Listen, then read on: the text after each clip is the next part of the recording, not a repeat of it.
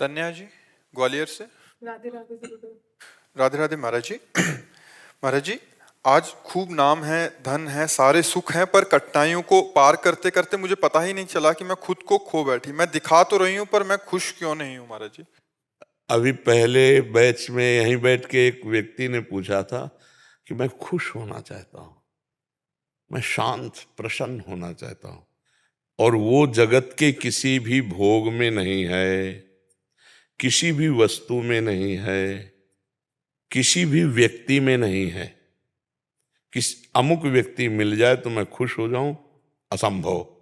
वो अगर मिल भी जाता है तो उसके बाद फिर दूसरी मांग हो जाएगी। कुछ दिन बाद वो, हमारे मन का एक स्वभाव है नवम नवम, मन की एक मांग है नवम नवम। कुछ भी हो, कुछ दिन बाद वो उससे हट जाता है और एक नई खोज करता है। जब तक उसे परम नहीं सुख मिल जाएगा तब तक वो रुकेगा नहीं। पक्का समझ लो, आप रोक के दिखा दो।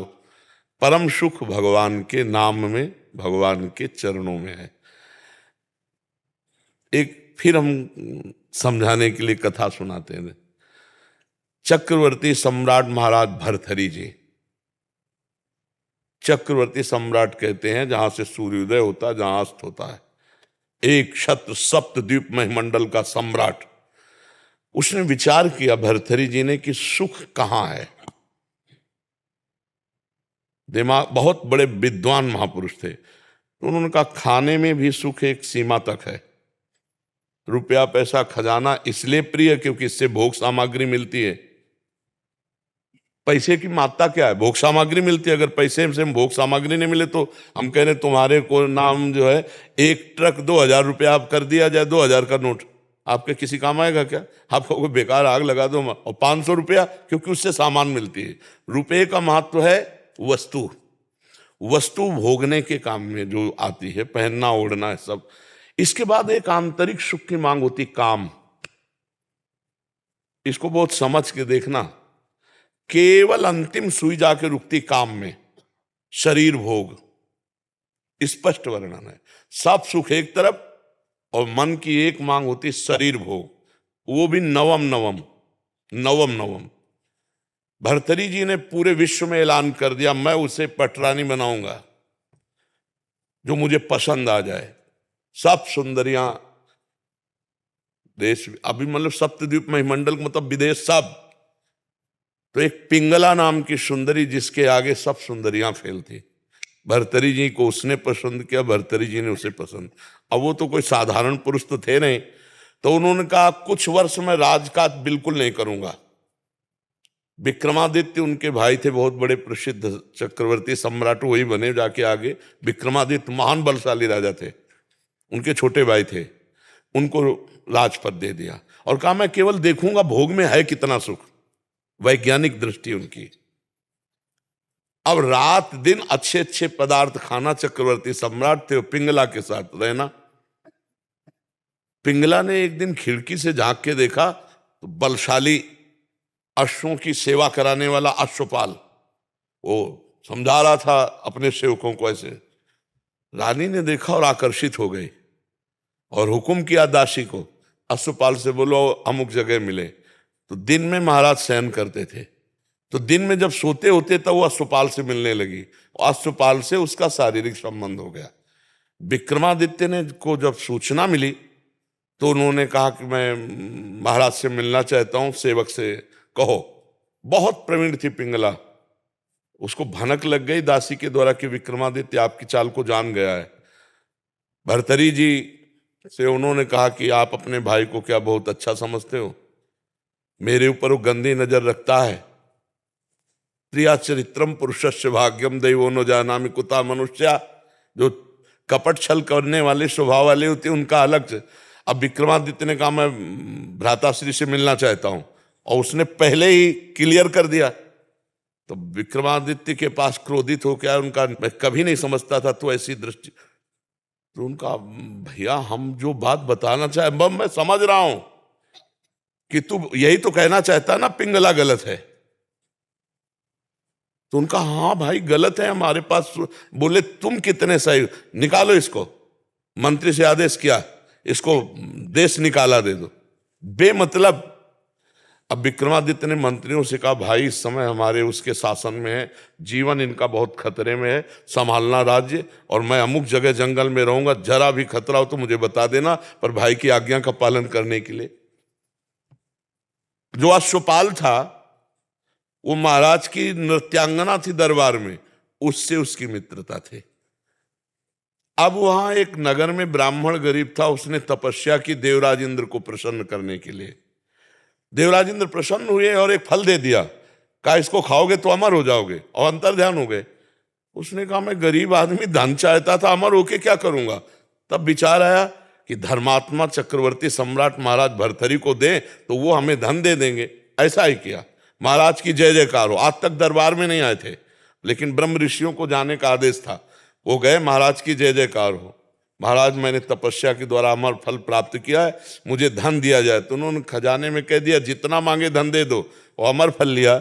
और विचार किया मैं अमर होके क्या करूंगा, अगर पिंगला अमर रहेगी तो पिंगला को दिया खा लो। पिंगला ने तुरंत विचार किया मैं अमर होके क्या करूंगी, अगर अश्वपाल जीवित रहेगा तो अश्वपाल को दे दिया। अश्वपाल ने सोचा मैं अमर होके क्या करूंगा, जो हमारी नृत्यांगना महाराज की है वो अमर हो जाए तो जब तक जीवित रहूंगा। नृत्यांगना ने सोचा मैं अमर होके क्या करूंगी महाराज को। समझ रहे ना, देखो जब पोल खुली होती है तो मैं अब वो जो नृत्यांगना थी उसने मंत्री से प्रार्थना की कि महाराज से मैं मिलना चाहती हूँ, आदेश हुआ आ जाओ। तो उसने कहा महाराज ये अमर फल है, आप इसे पा लीजिए, आप जैसा धर्मात्मा राजा अमर होना। उनका ये सच्ची बता तुझे अमर फल कहां से मिला, क्योंकि तपस्या से ब्राह्मण ने प्राप्त किया, तू वैश्या तुझे कहां से प्राप्त। बोले महाराज ये प्राण क्षमा किए जाएं, हमारी दोस्ती है अश्वपाल से।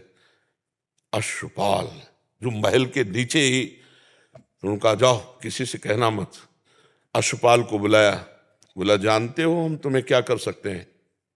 तो कांप रहा था पहले से, बीच सभा में आरे से चिरवाएंगे अभी तुझे, और अगर तू सत्य बोल देगा तो तुझे क्षमा कर देंगे, बिल्कुल कोई दंड। बोले महाराज पिंगला जी ने दिया। क्यों, पिंगला से तुम्हारा क्या संपर्क। बोले विक्रमादित्य ठीक कह रहे थे, हमारा पिंगला से शारीरिक संबंध है। महाराज भर्तरी के होश उड़ गए, मुझ चक्रवर्ती सम्राट से वो खुश नहीं। पिंगला को बुलाया सभा में, आज सभा में उतर के गए, पूरी सभा लगी हुई थी। उनका देखो ब्राह्मण ने अमर फल दिया था, पिंगला ने खाया, मैं तलवार से इसे काटूंगा, ये मरेगी नहीं, जीवित हूं। अरे महाराज, तो उनका सत्य बोल दे तो तुझे छोड़ दूंगा, नहीं तो अभी सूली पे चढ़वा दूंगा। तो उनका महाराज ऐसी गलती हमसे हो गई कि हमने वो फल नहीं खाया, अश्वपाल को दे दी। तो मुकुट उतारा और कहा धिक्कार इस संसार के सुख को कि मुझ सर्वांग सुंदर पुष्ट चक्रवर्ती सम्राट से ये तृप्त नहीं है, और महारानी से वो अश्वपाल तृप्त नहीं है, अश्वपाल वैश्या से प्यार। ये क्षुद्र काम किसे, और महान बैरागी हुए जिनके सूत्रों को बैरागी जन पढ़ते हैं, भर्तरी शतक है उनका। तो संसार में अगर कोई तृप्त होता है तो वो भगवान की भक्ति से होता है, नहीं तो भोगों से तो हो ही नहीं सकता है। आज तुम्हें प्यार कोई कर रहा है और तुमसे सुंदर मिल जाएगा, कल वो उससे प्यार करने लगेगा, परसों तीसरे से करने। आज तक किसी की तृप्ति हुई हो तो हमें बताओ, भोगों में कहीं तृप्ति नहीं हो सकती, कहीं सुख। बढ़िया, बहुत सुंदर बुद्धि आपकी है जो आपको अनुभव करा रही कि सब कुछ होते हुए भी एक ऐसा स्थान खाली है जहां लगता है वो नहीं है जो मैं चाह रही हूं। वो श्री कृष्ण है, वो प्रभु हैं। यदि उनसे चित्त जोड़ लोगे तो निहाल हो जाओगी। जैसे मीरा जी कहते हैं, मेरे तो गिरधर गोपाल दूसरों न कोई। निहाल हो जाओगी। अभी थोड़ा बुद्धि पवित्र है जो आपको यह अनुभव करा रही कि वास्तविक मुझे जो चाहिए वो नहीं है, वो है परमात्मा, वो है प्रभु।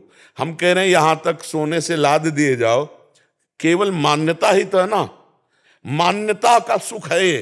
नहीं बताओ मीठा लगता है कि खट्टा लगता है, क्या सोने में है, केवल वो महंगा है और उसकी मान्यता है। इसलिए हमको लगता नहीं। 4 लाख योजन का सोने का पहाड़ है एक, जिसका नाम सुमेरु है।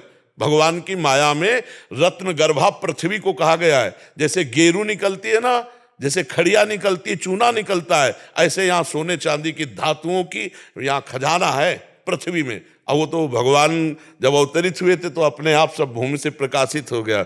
हम लोग इन सुखों से कभी तृप्त नहीं हो सकते, क्योंकि हम सच्चिदानंद के अंश हैं, हमारी मांग सच्चिदानंद है। नहीं, आप मान लो इतने बड़े बड़े धनी, लेकिन वो भी अशांत हैं।